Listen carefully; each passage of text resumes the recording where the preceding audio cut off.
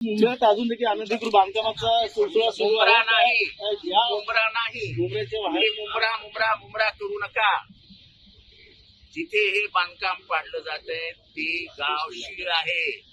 मुस्लिम असं आहे की जे काही शनी शिंगणापूरला झालं हे पुरोगामी महाराष्ट्राला मान खाली घालणार आहे.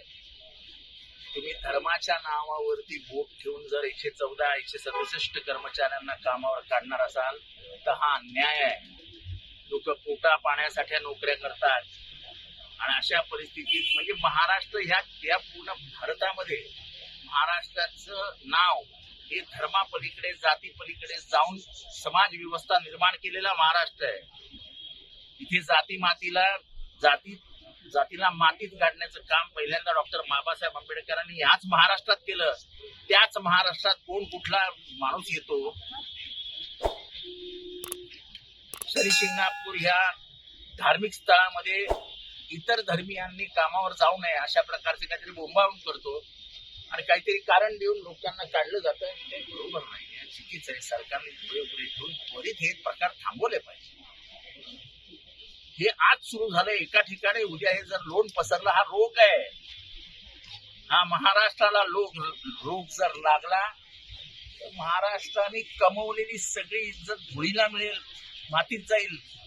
हे थांबवा. माझी मुख्यमंत्री महोदयांना हात जोडून विनंती आहे की हे छोटं प्रकरण आहे, पण ह्याचा जर म्हणजे ह्याची जी रिॲक्शन आहे ही पूर्ण महाराष्ट्रात उमटलेली दिसते.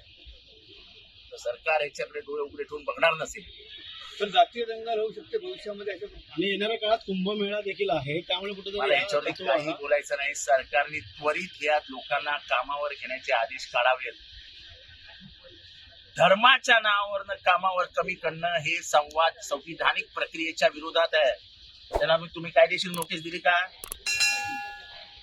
नैसर्गिक न्याय नावाचा प्रकार असतो, नॅचरल जस्टिस. त्या नॅचरल जस्टिस मध्ये तुम्हाला त्यांना नोटीस द्यावी लागते. कामावर कमी कुठे काही करू शकत काय. 114 कुटुंबीय रस्त्यावर देऊ शकतात. तसं नाही, कोणी 114 नाही, एका माणसालाही कमी कामावर कमी करणं हे अन्याय आहे. कारण लोक कामं करतात ते पोटासाठी, आपल्या चिल्ल्या पिल्ल्यांसाठी, आपल्या बायकोसाठी, आपल्या आई बापासाठी. ही लढाई पोटाची असते, म्हणजे स्वतःचं अस्तित्व साबूत ठेवण्यासाठी असते. पोटाची लढाई हो. आमचा बाप गाव सोडून मुंबईत आला, कशाला आला? तर गावी शेती असतं तर माझ्या बापाने गाव कशाला सोडलं असतं? गावात खायला मिळत नाही म्हणून लोक गावं सोडतात. ही जगातली प्रक्रिया आहे. म्हणजे जे स्थलांतर होतं ते कशासाठी होतं? अस्तित्वासाठी होतं. हे अस्तित्वासाठी लोक नोकऱ्या करतात. त्या नोकऱ्यांवरच जर तुम्ही त्यांना काढणार असाल, स्वतः तुम्ही त्या ठिकाणी संस्थेकडे जाणार का? मागे देखील काळा शनिराम या मंदिराकडे तुम्ही भेट दिली होती. आता तर सुरू झालंय. माझं सरकारला विनंती आहे की त्वरित ह्याच्यावरती डोळे उघडे ठेवून कारवाई करा. दुसरीकडे लोन पसरण्याच्या आधी सरकारने हस्तक्षेप करून हे थांबवावं. सर, बच्चू कडूची पूर्ण प्रहार टीम जी आहे त्या दादांच्या कार्यक्रमात गोंधळ घातलेला आहे. महिलांना खास पोलिसांनी घेतलेलं आहे.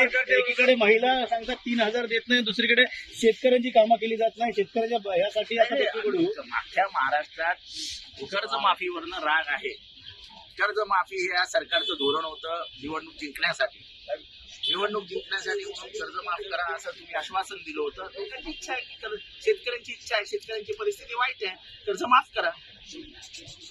कर्ज माफ करण्यासाठी म्हणून लढाई सुरू आहे. त्याच लाडक्या बहिणी रस्त्यावर पोलिसांनी त्यांना ताब्यात घेतलंय. कार्यक्रमस्थळी कुठला गोंधळ होऊ नये असं आहे. तुम्ही निवडणुकी जिंकण्यासाठी जी आश्वासनं केली त्या आश्वासनापासून दूर पळालात तर त्या आश्वासनाचा जाब समाज विचारणं हे त्यांचं काम आहे. मुंबईत अजून देखील अनधिकृत बांधकामाचा सिलसिला सुरू मुंबरा नाही, मुंबईच्या बाहेर मुंबरा मुंबरा मुंबरा करू नका. जिथे हे बांधकाम पाडलं जातंय ते गाव शीळ आहे. ते कल्याण ग्रामीण विधानसभा मतदारसंघात येतं. ही लोक माझीच आहेत. महाराष्ट्रातला इथला कुठलाही कोणीही नागरिक असो तो माझाच आहे. कारण का मी महाराष्ट्र विधानसभेतला प्रतिनिधित्व करतो. महाराष्ट्र विधानसभा ही महाराष्ट्राची आहे. पण जर तुम्ही त्याची भौगोलिक हे कराल तर ते मुंबरा म्हणून दाखवू नका. ते मुंबरा नाही, ते शीळ आहे. ते दिवा भागात येतं. त्यामुळे कृपया मुंबरा नाव घेऊन बदनाम करू नका. हे शीळ आहे, शीळ.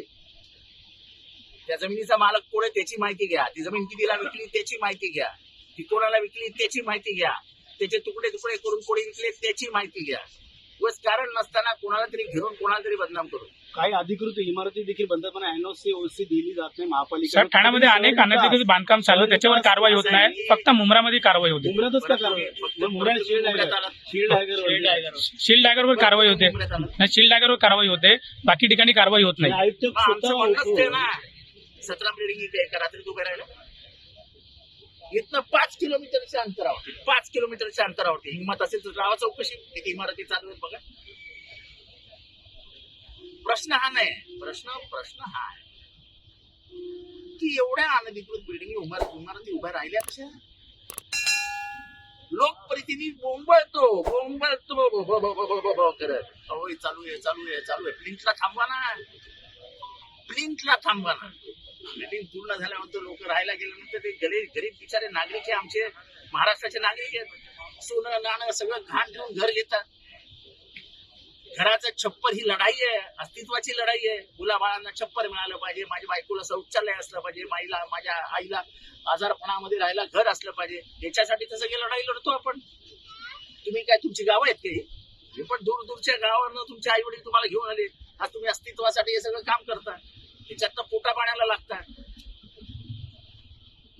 कोणाची हौस नाही, इलिगल मध्ये राहायची कोणालाही हौस नाही. कोणालाही सांगितलं नाही इलिगल मध्ये राहतो का, इथे राहतो दोस्तीमध्ये, तो म्हणजे दोस्तीमध्ये राहतो. बरोबर पाहिजे. आणि त्यामुळे हा प्रश्न जटिल आहे, हा प्रश्न गंभीर आहे. त्याच्याकडे इतक्या सूक्ष्म नजरेने पाहू नका की अरे हा इतक्या बिल्डिंग आहे, त्या बिल्डिंग का बांधल्या गेल्या, त्या बिल्डिंग घेतो कोण घर, गरिबांना का आधुनिक बांधकामामध्ये जावं लागतं, या गरिबांच्या गरिबीचा गैरफायदा कोण घेतं, हे सगळे प्रश्न अनुत्तरित आहेत. याची उत्तरं शोधूया ना.